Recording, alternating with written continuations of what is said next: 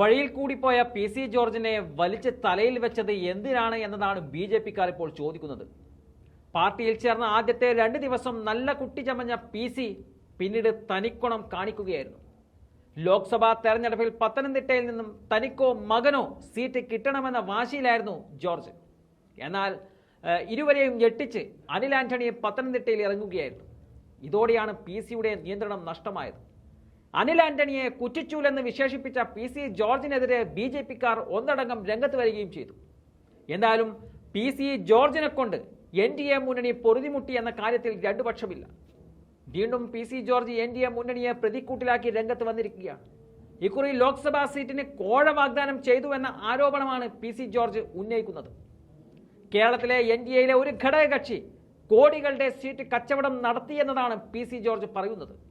ലോക്സഭയിലേക്ക് സീറ്റ് തരാമെന്ന് പറഞ്ഞ് വിളിച്ചു വരുത്തിയ നേതാവിനോട് 2 കോടി രൂപയാണ് ആവശ്യപ്പെട്ടതെന്നും പി സി ജോർജ് ആരോപിക്കുന്നുണ്ട്. മര്യാദക്കുള്ള പ്രചരണ പരിപാടി പോലും ഇതുവരെയും ബി ജെ പിക്ക് കേരളത്തിൽ നടത്താനായിട്ടില്ല.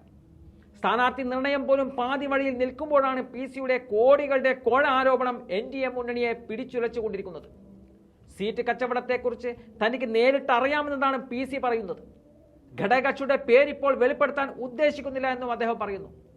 ബി ജെ പി സീറ്റ് കച്ചവടം ചെയ്യില്ലെന്ന് പറയുന്ന ജോർജ് ഘടകകക്ഷിയുടെ തലയിലാണ് കുറ്റം ചാർത്തുന്നത്.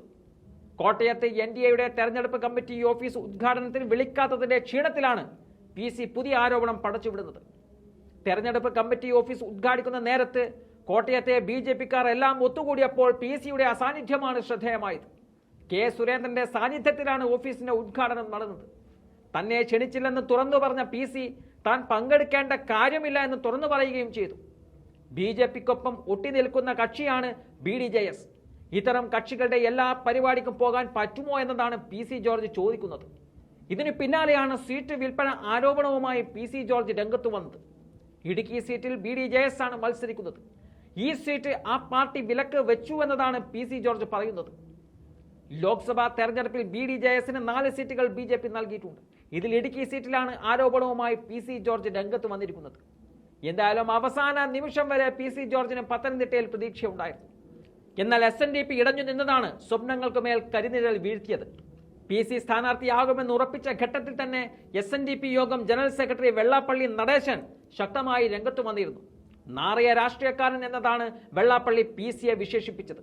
ഇതിനു പിന്നാലെ BDJS പി സി ജോർജ് യുദ്ധം പൊട്ടിപ്പുറപ്പെടുകയും ചെയ്തു.